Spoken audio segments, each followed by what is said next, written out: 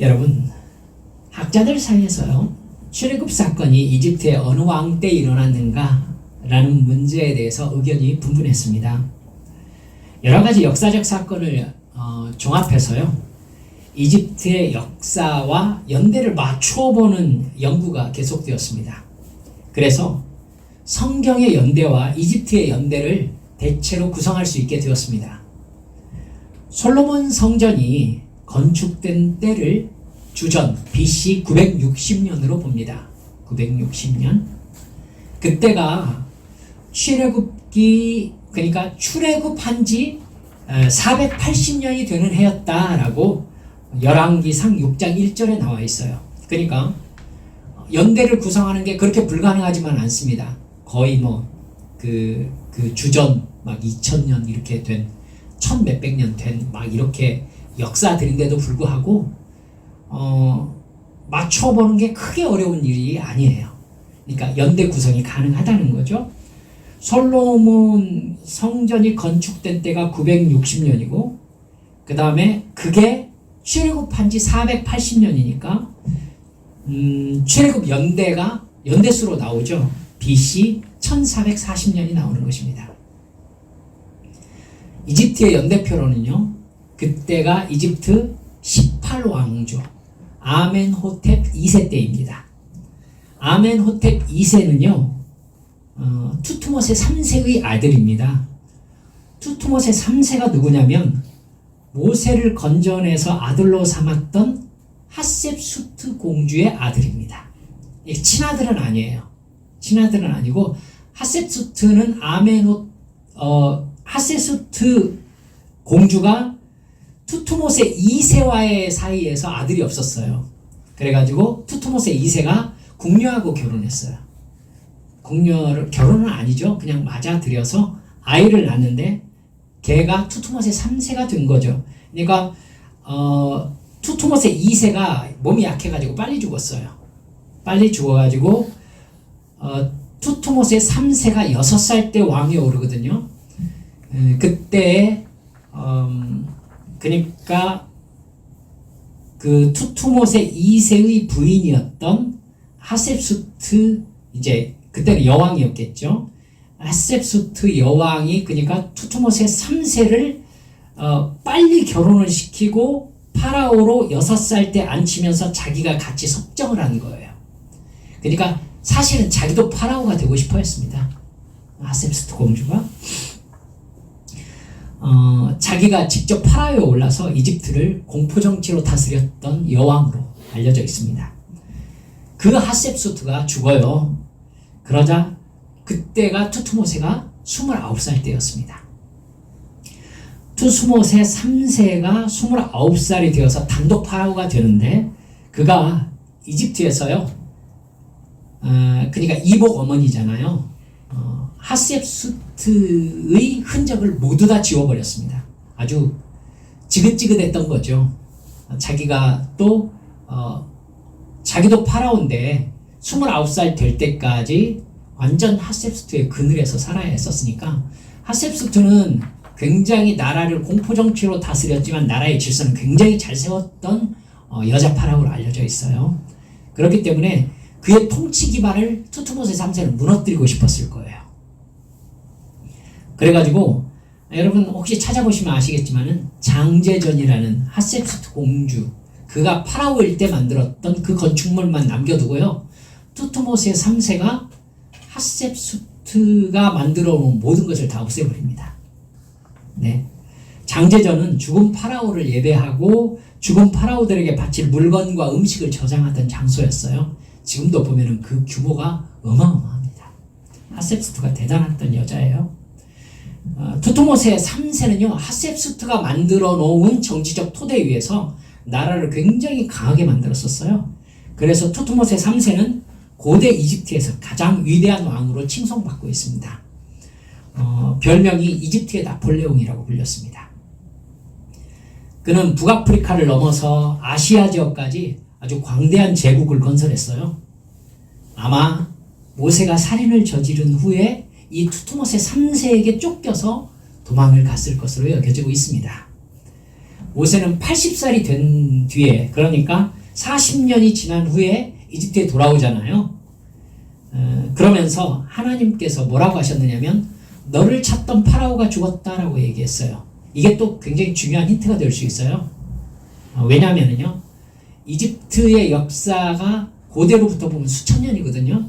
근데 역사에 기록된 파라오 중에 40년 넘게 제위에 있었던 사람은 딱 두 사람밖에 없습니다. 딱 두 사람밖에 없어요. 그 사람이 투투모세 3세고요. 또 하나가 람세스 2세입니다. 그래서 성경학자들이 지금 아마 출애굽이 람세스 2세에 일어났을 것이다 라고 보는 사람들이 더 많기는 해요. 근데 그 사람들은 뭘 좀 곤란해 하느냐면 성경에서 솔로몬 성전이 세워진 지 그때가 480년이었다라고 하는 것을 부정해야 가능한 거예요. 이해가 가시죠? 예. 근데 투투모세 3세가 또 그 많은 파라오 중에서 40년 이상 통치한 왕입니다. 그러니까 투투모세 3세 때 출애굽했다라고 얘기하는 사람을 전기 출애굽설이라고 하고요. 그 다음에 람세스 2세 때 출애굽했다라고 말하는 사람들을 이제 후기 출애굽설이라고 얘기합니다. 근데 이제 보수적인 성경 해석자들은 성경의 연도를 옳다라고 보지 않겠어요. 그러니까 아멘호텝 2세 때를 주로 보는 겁니다. 그래서 저 역시 아멘호텝 2세 때에 아마 출애굽이 일어났을 것 같다 이렇게 봅니다. 네, 투투모세 3세 때 이제 모세가 쫓겨났을 것이다 이렇게 보는 거고요. 저는 이제 투투모세 3세 때에 모세가 도망을 갔고 아멘호텝 2세 때에 출애굽을 했다라고 보고 있는 편이기 때문에 제가 그 관점으로 여러분께 이렇게 설명을 드리고 있는 것입니다. 투투모세 3세 뒤에 오르는 파라오가 바로 이 아멘호텝 2세로 오늘 본문 가운데에서 고집을 부려가지고 아들까지 잃게 되는 파라오입니다. 근데 공교롭게도 람세스 2세도요 아들을 잃어요. 람세스 2세도 아들을 잃는데 그것이 이제 출애굽 때문인지는 모르겠어요. 그래서 공교롭게도 이게 두 개가 겹치기 때문에 어떤 왕인가라는 이제 문제가 남아 있는 겁니다. 아멘호텝 2세는 출애굽과 연관해서 두 가지 정도의 역사적 사실을 남겨놓고 있습니다. 아멘호텝 2세의 아들이 투투모세 4세입니다. 그 다음 때 파라오가요. 그 사람과 연관해가지고 상당히 젊은 사람들은 그걸 떡밥이라고 하더라고요. 중요한 떡밥 같은 게 있는데요. 기자에 있는 대스핑크스, 여러분 그 큰 스핑크스 있지 않습니까?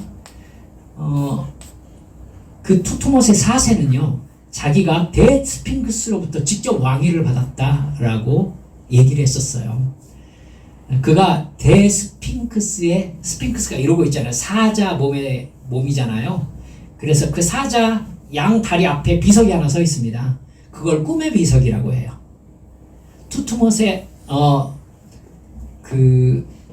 투투모세 4세가 거기에다 자기가 어떻게 왕이 되었는지를 써놓은 그걸 꿈의 비석이라고 하거든요. 거기에 이렇게 얘기했어요. 그가 왕자였을 때 사냥을 즐기다가요. 그때 당시에 스핑크스가 목만 내놓고 몸이 모래에 파묻혀 있었대요. 모래에 파묻혀 있었는데 그 대스핑크스의 머리 부분에 그늘에서 잠을 자고 있었던 거예요. 투투모세 4세가요. 근데 그가 꿈을 꾸는데 갑자기 꿈속에서 대스핑크스가 나타나가지고는 이렇게 얘기했다고 거기에 써 있어요. 나는 이 모래 속에 묻혀 있다. 괴로워 죽겠으니까 어떻게든 모래를 치우고 날 꺼내다오. 그러면 너를 이집트의 파라오로 만들어주겠다 라고 스핑크스가 얘기했다는 거예요. 꿈을 깬 투투모세 4세가요 부하들에게 모래를 치우게 했어요. 그래서 몇 년 후에 그러니까 스핑크스가 몸이 다 드러난 거죠. 그리고 몇 년 후에 자기를 이집트 18왕조의 8대 왕에 오르게 해주었다라고 이 꿈의 비문에 써놓았어요. 여러분 왜 이게 그 참고할 만한 자료냐면요. 만일 투트모세 4세가 장남이었다면 사실 이 말을 할 필요가 없어요. 그 꿈이 사실이었든지 사실이 아니었든지. 장남이었으면 자동적으로 자기가 파라오가 되는 거잖아요. 그렇죠?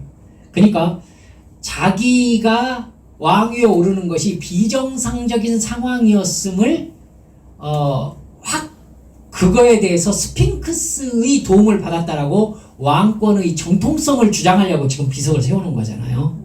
그러니까 투트모세 4세는 장남이 아니었다는 결론이 되는 것입니다. 그러니까 왕위에 오를 서열이 아니었어요. 파라오에 오를 투트모세 4세의 형이 있었는데 웨벤세누였습니다. 웨벤세누. 이 웨벤세누가 출애굽 당시 10가지 재앙으로 그가 죽었다는 사실과 연결되는 사람입니다. 아메노텝 2세의 무덤이 발굴되었는데요. 아메노텝 2세 옆에 아이 웨벤세누가 같이 묻혀 있었다고 합니다. 그러니까 지금도 아메노텝 2세의 미라가 발굴됐거든요. 여러분 아마 자료를 찾아보시면 찾아보실 수 있을 겁니다. 웨벤세누와 함께 장사되어 있습니다. 그리고 출애굽 때의 파라오였던 이 아멘호텝 2세 당시에는요, 바로 위가 투트모세 3세잖아요. 근데 바로 위가 투트모세 3세면은 엄청난 제국과 강대한 군사력을 소유하고 있었잖아요. 이집트의 나폴레옹이라고 불렸던 왕이니까. 근데요, 갑자기 아멘호텝 2세 때의 이집트의 군사력이 대단히 약화된 걸로 나와요. 각지에서 반란이 막 수시로 일어났어요. 아멘호텝 2세가 그렇게 무능력한 왕은 아니었거든요. 여러분, 우리는 왜 그랬을지 짐작할 수 있죠. 성경과 연관이 됩니다. 이스라엘 백성들을 추격하다가 홍해에서 그의 최정의 병거 600대가 모든 기병들과 함께 홍해 밑에 장사되었잖아요. 그렇죠? 그는 엄청난 군사력을 그때 잃었어요. 그래서 아마 이집트를 방비하기가 쉽지 않았을 것이다, 이렇게 얘기하는 사람들이 많습니다. 말씀드렸듯이 물론 이 역사는요, 솔로몬 성전이 출애굽 480년 후에 지어졌다라는 성경 말씀을 토대로 연대를 그대로 적용했을 때 적용되는 역사적 사실입니다. 람세스 2세 때는요, 그것과 비슷한 역사뿐만 아니라 발굴된 역사와도 일치하는 부분이 많아요. 그래서 고고학자들은 아마도 람세스 2세가 더 타당성이 있어 보인다라고 얘기를 합니다. 거기에 뭐 비돔과 뭐 람세스라는 성이 있거든요. 성을 지었다. 그게 피람세스라는 성을 지었던 것으로 이렇게 보여지는데요. 여러분들 혹시 흥미가 있으면 한번 찾아보십시오. 네, 그때 보면은요, 아마 그 지명이라든지 있었던 모든 일들이 람세스 2세 때가 아니었겠는가라고 고고학자들이 생각하게 되나 봐요. 그리고 그 가나안 땅이 갑작스럽게 멸망했던 그 시기가 막 람세스 2세 때하고 이렇게 맞물리는 것 같습니다.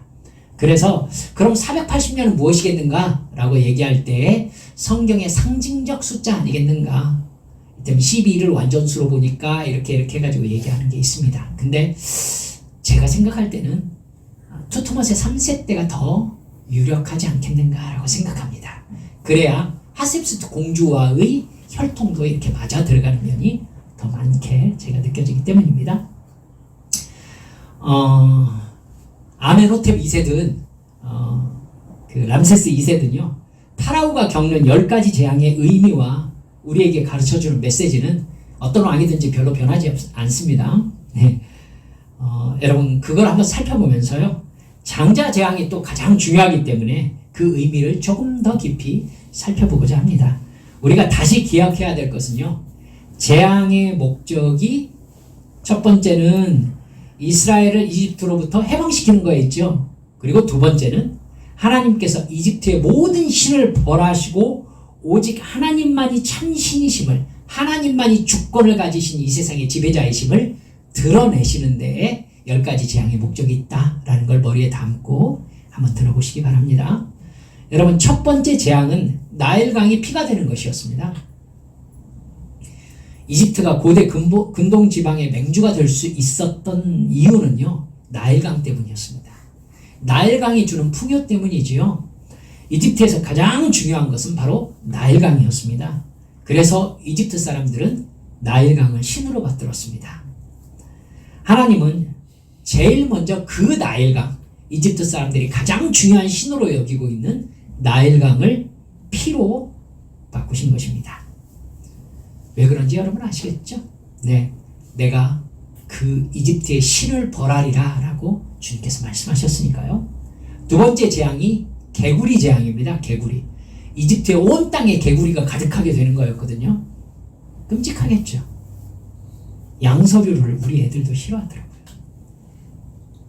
저는 어렸을 때 개구리를 30-40마리씩 잡아와서 집에다 풀어놓는 바람에 네, 그래서 겨울에 겨울잠 자는 개구리를 우리 집 화단에서 제가 파낸 적이 있었습니다. 여러분, 근데 바로의 궁정과 온 이집트에 개구리가 가득 찬 이 상황이요, 왜 그랬을까를 생각하는 게 별로 어렵지 않습니다. 고대 이집트인들이요, 개구리가 생명의 호흡을 주는 것으로 믿었어요. 개구리가 생명의 상징이었던 것이죠. 근데 하나님께서 온 이집트에 개구리가 가득하게 하신 것입니다. 자, 생명의 상징이다. 근데 파라오가 모세와 아론을 불러서 제거해 주시오라고 얘기를 합니다. 모순이죠? 왜? 온 이집트가 생명으로 가득 차잖아요, 지금. 근데 왜 그걸 제거해 달라고 하는 거죠? 예, 그렇습니다. 그 개구리를 제거해 달라고 하나님께 간구하자, 여러분, 다른 것들은요 사라졌는데 온 이집트 땅에 죽은 개구리가 가득했습니다. 사라지지 않았어요. 죽었어요. 너희들이 섬기는 게 뭐냐고 주님께서 묻고 계시는 거죠. 출애굽기 8장 15절을 보면은요, 시간이 한참 지나서야 이집트 사람들이 숨을 쉴 수 있게 되었다 라고 나옵니다. 여러분, 개구리가 숨의 주관자라고 얘기를 했는데 그 개구리가 온 이집트에 이렇게 시체로 남는 바람에 숨을 쉴 수가 없었던 거예요. 그래서 한참 지난 다음에 이집트 사람들이 비로소 숨을 쉴 수 있게 되었다. 여러분, 하나님께서 이집트의 신을 비웃고 계시는 겁니다. 세 번째가 온 땅에 이가 가득하게 되는 것입니다. 이건 정말 싫죠.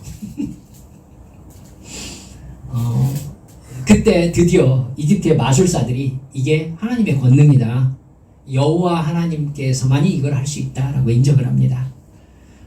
자기들이 흉내낼 수가 없는 일이다 라고. 네 번째는요, 이집트 전역에 파리가 가득하게 된 거였죠. 그리고 다섯 번째가 가축들이 모두 죽었습니다. 물론 이집트에 있는 가축만 죽었습니다. 고센 땅에 있는 이스라엘 백성들의 가축은 한 마리도 죽지 않았습니다. 여섯 번째는요, 이집트 사람들의 온몸에 악성 종기가 발생했습니다. 이제 맨 처음에 지팡이가 뱀으로 변하는 그 기적을 함께 일으켰던 이집트의 마술사, 그 마술사들의 몸에도 악성 종기가 났습니다. 그래서 모세 앞에 설 수가 없었다라고 성경에 기록되어 있습니다. 일곱 번째는요, 이스라엘 민족이 있는 고센 땅을 제외하고 온 이집트 땅에 우박이 쏟아져 내렸습니다. 여러분, 우박이 되게 위험합니다. 여러분, 성경에 마지막 때에 우박이 크게 내릴 것에 대해서 예언되어 있어요. 근데 직경이 2cm 되는, 2cm면 조금밖에 안 되잖아요. 이 2cm 되는 우박이 내렸던 거에 대해서 지금 며칠 전에도 뉴스가 나왔어요. 근데 여러분, 차 창이 사정없이 깨집니다. 2cm만 되는데도 수용차 유리 문이 그냥 완전히 깨져버렸더라고요. 그렇게 위험해요. 사람 맞으면 죽어요. 얼음덩어리가 2cm, 기름 2cm짜리가 떨어지면 죽어요. 맞으면. 여러분, 바로 이 재앙을 내리시고요. 하나님께서 이집트에 내리는 재앙의 목적을 확장하십니다. 출애굽기 7장 5절에 이렇게 기록되어 있어요. 애굽 사람들로 하여금 내가 여호와인 줄 알도록 하기 위해서 지금 그 재앙을 내리고 있는데요. 파라오와 애굽 사람들로 온 천하에 나 여호와와 같은 자가 없음을 알게 하려는 것으로 재앙의 목적이 확대됩니다. 그래서 8번째 재앙은요, 메뚜기 떼가 온 이집트의 곡식과 푸른 채소들을 없애버리는, 여러분 이 재앙이 얼마 전에 아프리카 땅에 있었습니다. 실제로. 그래가지고 파란 걸 완전히 없애버렸어요. 걔네들이 몸집이 자라나던데요. 메뚜기가 이렇게 떼를 지어가지고 그렇게 메뚜기 떼가 온 나라를 휩쓸 때는요, 크기가 어마어마하게 크더라고요. 거의 뭐 잠자리 떼 소리가 나던데요. 막 부엉 막 이런 소리가. 와, 무섭더라고요. 9번째 재앙이요, 흑암 재앙이에요. 온 이집트가 흑암에 갇힌 것입니다. 해가 없어져 버린 것이죠. 이 마지막 재앙이 여러분 장자 재앙이었잖아요. 흑암은 무슨 느낌이에요? 마지막 재앙을 준비하는 마치 전야와 같은 뭐 이런 느낌? 여러분 근데 고센 땅은 화냈습니다. 하나님 철저하시죠? 고센 땅은 화냈어요. 이렇게 재앙이 진행되면서요, 이집트인의 삶이 완전히 파괴됩니다. 여러분, 이런 재앙이 진행되는데 이집트 사람 먹고 살 수 있겠어요? 살 수가 없어요. 파라오의 신하들이요, 파라오에게 이렇게 말합니다. 왕은 아직도 이집트가 망한 줄을 깨닫지 못하십니까? 신하들이 그냥 이스라엘 보내라는 거죠. 지금 보내세요. 그냥 이집트 망했습니다. 지금. 근데 파라오가 고집을 꺾질 않아요. 왜 그래요? 하나님께서 그 마음의 완악함을 그냥 내버려 두신 겁니다. 결국 마지막 재앙, 장자 재앙이 예고되죠. 그래서 이스라엘 자손을 제외한 모든 이집트 사람의 장자와 짐승의 첫 새끼가 다 죽을 것이다. 이렇게 말했습니다. 이집트에 전무후무한 큰 울부짖음이 있을 것이다.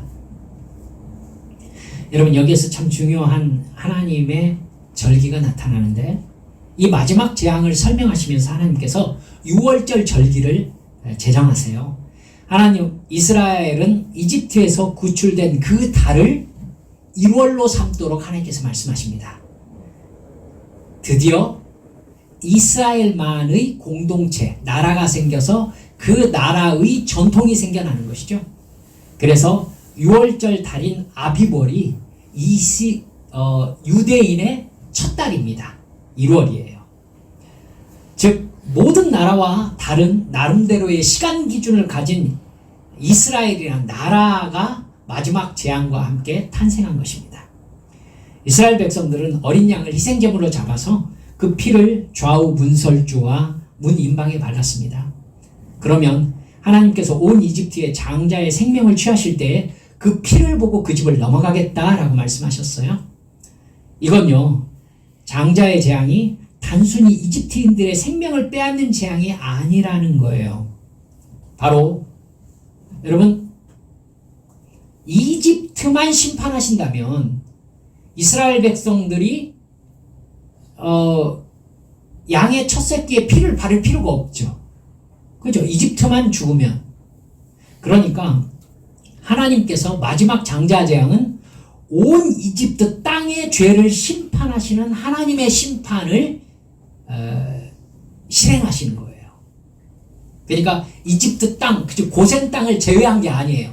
고센 땅도 이집트 땅이잖아요. 그러니까 모든 이집트 나라를 하나님께서 벌하신 것입니다.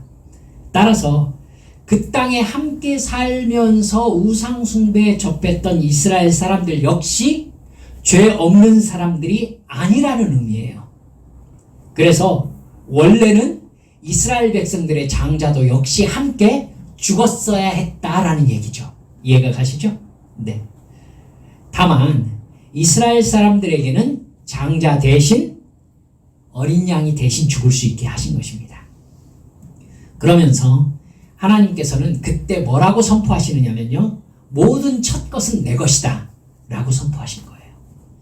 왜요? 하나님께서 첫째의 생명을 모두 다 거두셔야 되는데 대신 양의 생명을 받으시고 첫 것을 살려두셨으니까 본질적으로 첫 것은 하나님의 것이 된 거죠. 하나님의 것이죠. 하나님은요. 어린 양을 구워 먹되 쓴 나물과 함께 먹어라. 그리고 발효되지 않은 빵, 무교병이 발효되지 않은 빵이에요. 그 무교병을 먹어야 된다라고 말씀하셨어요. 쓴 나물은요. 이스라엘 백성들이 이집트의 압제로 경험한 고통을 상징하는 거예요. 그리고 부풀리지 않은 무교병은요. 빵이 부풀기도 전에 임한 하나님의 신속한 구원을 상징하고 있는 겁니다. 파라오의 장자를 비롯해서 이집트인의 모든 장자와 짐승의 첫 새끼들이 모두 그 밤에 죽음의 천사에 의해서 죽임을 당합니다. 하나님의 장자인 이스라엘을 억압하고 이스라엘의 장자를 나일강에 던져서 죽이던 이집트인의 죄를 그들의 장자를 죽여서 심판하신 것입니다. 아시겠죠? 여러분, 그렇기 때문에요. 이 유월절은요. 이스라엘에게 가장 중요한 절기가 됩니다. 그래서 여호수아가 이스라엘을 이끌고 요단강을 건너서 약속의 땅 가나안에 맨 처음 발을 디딘 곳, 여러분 그곳이 어딘지 기억하고 계세요? 요단강을 이스라엘 백성들과 함께 쫙 가르고 건너가 가지고 여호수아가 맨 처음 한 일이 뭐였죠? 딱 머릿속에다 한번 성경 읽은 거 생각해 보세요. 뭐였죠? 생각이 나실 건데 여러분, 요단강 바닥에 있던 돌 12개를 가져다가 건너편에다 세웠죠. 그리고 이름을 뭐라고 했어요? 중요한데 이건 나중에 이스라엘의 성지 중에 하나가 된 길갈이 바로 그 뜻입니다. 이스라엘이 이집트에서 받던 수모를 하나님께서 굴러가게 하셨다 라고 해서 길갈이다 이렇게 얘기하죠. 여러분, 바로 그 길갈 그 사건, 요단강을 건넌 그 사건이 언제 일어나냐면 6월절 기간에 일어납니다. 그러니까 하나님은요, 이스라엘의 가장 의미 있는 시작을 6월절을 통해서 하고 계세요. 6월절을 통해서. 여러분, 6월절이 의미하는 가장 결정적인 게 뭡니까? 이건 아셔야지. 6월절이 성경 전체에서 의미하고 있는 가장 중요한 사건이 무엇입니까? 지금 안다는 눈으로 저를 쳐다보고 계시는 거죠? 십자가입니다. 예수님께서 십자가에 못 박히신 사건이 바로 6월절에 일어난 사건이죠. 그래서 예수님을 6월절 어린 양이다. 예수님의 피 흘리심, 문설주와 문인방에 발랐던 이 피로 말미암아 그 집안의 장자가 살아났던 것, 예수님의 피 흘리심으로 말미암아 우리의 생명이 대신 구원함을 받았던 것, 이것이 연결되어서 그 6월절이 바로 예수님의 피 흘리심의 그림자였다라고 성경에서 우리에게 가르쳐주고 계시는 것입니다. 여러분, 그 어린 양 예수님이 마지막 계시록 5장 12절에서 이렇게 나옵니다.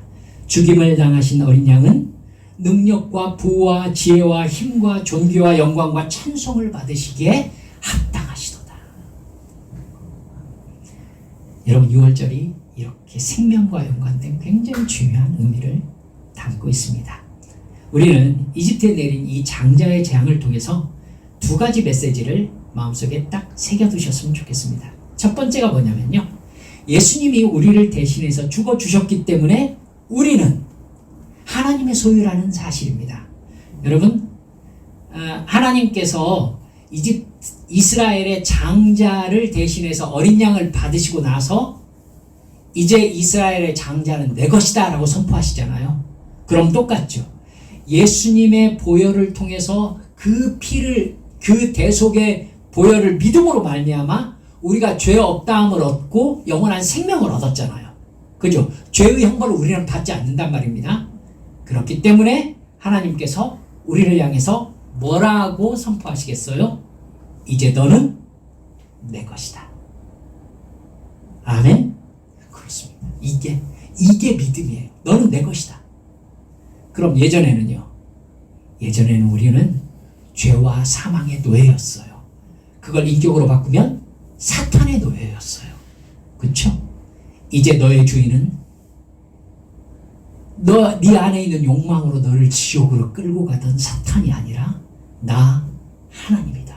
이렇게 선포하신 것입니다. 여러분, 우리는 어린 양의 죽음으로 죽음을 면제받은 사람인 겁니다. 예수님의 죽음으로 영원한 지옥의 형벌을 면제받은 사람들인 거예요. 그렇기 때문에 하나님께서 그들에게 장자의 소유권을 주장하셨던 것처럼 우리에게도 너는 내 것이다 라고 말씀하고 계시는 것입니다. 여러분, 그래서 이사야 43장 1절은 이렇게 선언하고 있습니다. 너는 두려워하지 말라. 내가 너를 구원하였고 내가 너를 지명하여 불렀나니 너는 내 것이라. 우리가 찬양하잖아요. 내가 너를 지명하여. 여러분, 주님께서 이제 나를 지명하셨습니다. 너는 내 아들 예수의 피로 내 것 삼은 내 소유다. 여러분, 이 사실을 사도 바울은 로마서 8장에서는 뭐라고 얘기해요?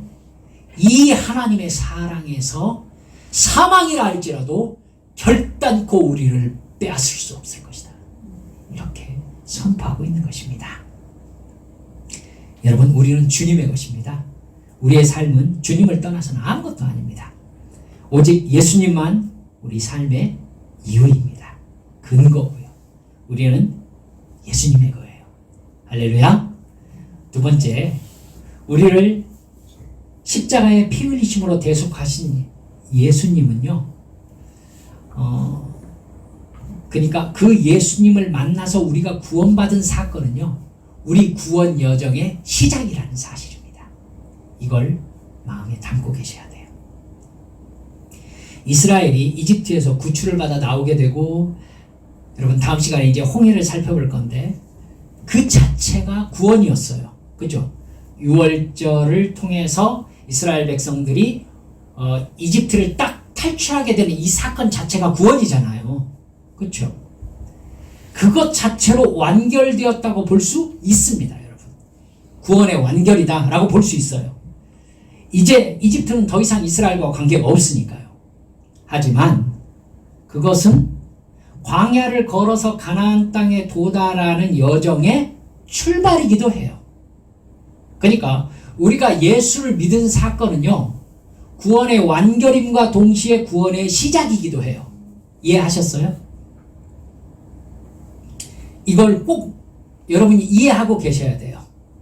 그래서 영어로는 우리는 already와 not yet 사이에 존재한다 라고 얘기합니다. 여러분, 우리는 이미 구원받았죠. 예수 믿음으로 말미암아. 그렇죠? 우리는 구원받았어요. 지금 하나님의 자녀입니다. 그러니까 우리는 구원받았어요. 이건 이미 구원받은 거죠. already. 근데 구원이 우리에게 완전히 성취되었습니까? 성취되지 않았어요. 이것이 not yet입니다. 우리는 주님의 나라에 이르기까지 죄와 싸우면서 구원의 여정을 가야 되잖아요. 그러니까 여러분, 우리는 already와 not yet 사이에 존재한다라는 말의 의미를 여러분 깨달으셔야 됩니다. 유월절이 바로 그 의미를 가지고 있는 거죠. 유월절이 이스라엘 백성들을 하나님의 백성으로 선택하시고 구출해 내신 사건이죠. already. 이미 하나님의 백성입니다. 하지만 가나안 땅에 다 들어가기까지 아직 구원은 성취되지 않았습니다. 그러니까 not yet인 거죠. 오히려 유월절의 구원은 진정한 구원의 성취를 향해서 출발한 출발점이라고 볼 수 있죠.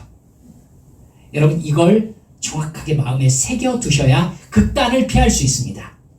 구원이 우리에게 완성되었습니다. 이제부터 우리가 짓는 죄는 우리를 지옥으로 끌고 가지 못합니다. 여기에 방종이 스며들면 구원파가 되는 겁니다. 구원파는 already에 매달려요. 이미 이루어졌다.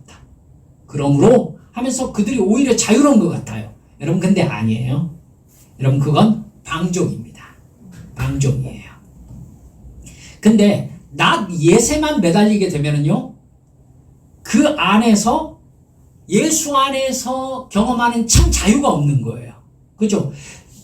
하나님이 무서워요. 이렇게 하면 하나님이 승질내지 않으실까? 나에게 징계하지 않으실까? 나에게 벌하지 않으실까? 그러면 하나님이 이러실 거예요. 얘야, 너는 이미 내 자녀라. 넌 구원받았어.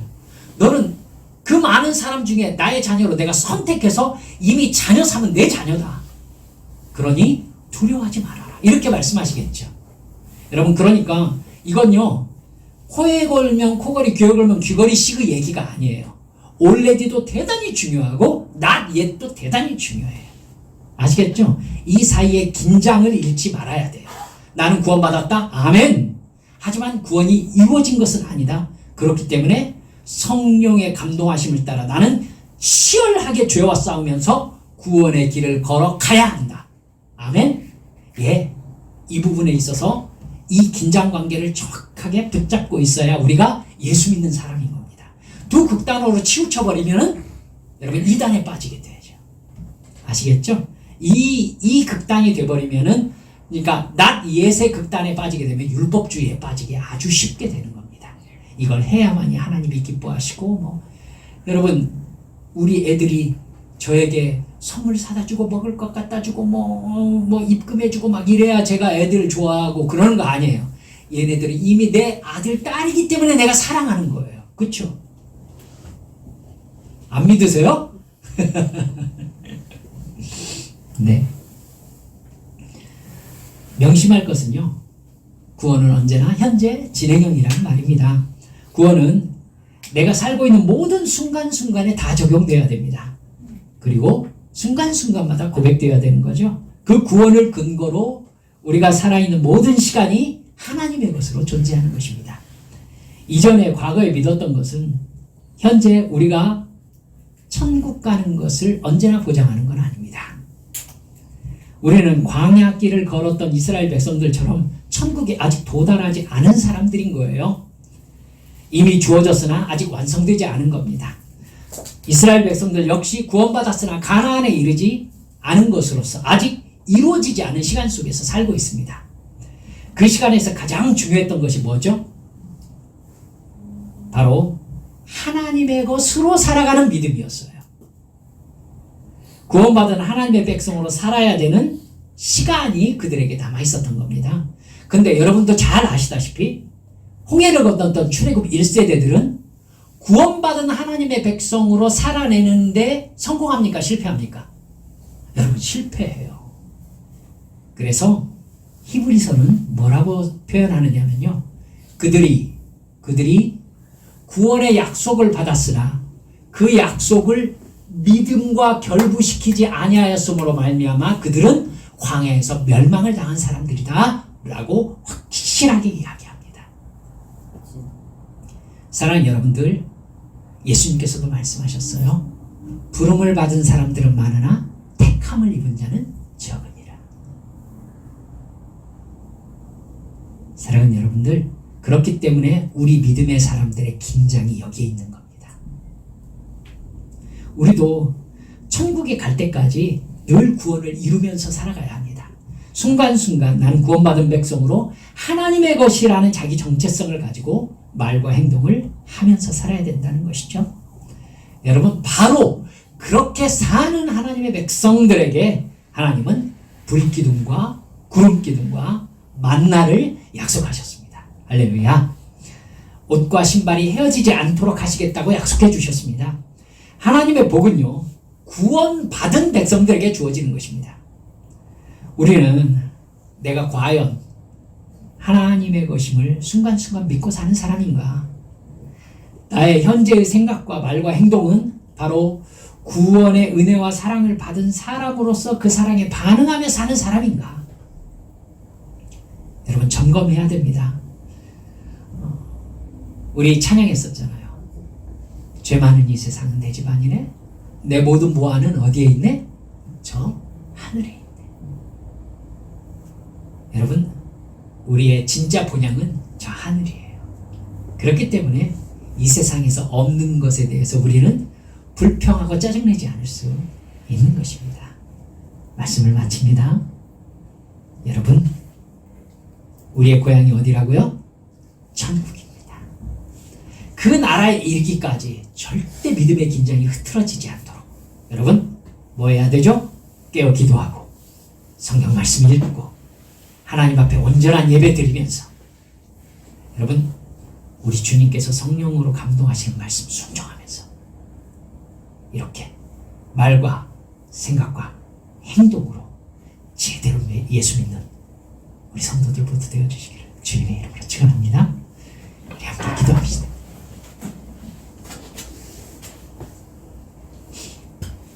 여러분, 우리 안에는요 구원받은 주의 백성으로서의 감사와 기쁨과 찬양이 있고요, 그리고 그럼에도 불구하고 아직 뿌리 뽑히지 않는 나의 죄의 본성과의 싸움, 치열한 영적 전쟁의 긴장감이 함께 존재합니다. 여러분, 주여, 제가 주님께서 베풀어 주신 그 구원의 은혜에 끊임없이 믿음으로 반응해서 하나님께서 내게 주신 약속에 내 믿음을 결부시킴으로 말미암아서, 결합시킴으로 말미암아서 어디에서 무엇을 하든지 어떤 상황에 놓여 있든지, 예 주님, 저는 주님께서 내게 명하시는 그 길을 끝까지 걸어갈 것입니다. 기도하며 걷겠습니다. 찬양하며 걷겠습니다. 예배하며 걷겠습니다. 성령의 감동 가운데 살겠습니다. 주여, 나를 붙잡아 주옵소서. 주님 가까이 이끌어 주시옵소서. 시간 주님 앞에 함께 동성으로 기도하시겠습니다. 기도합니다. 아버지 하나님, 감사합니다.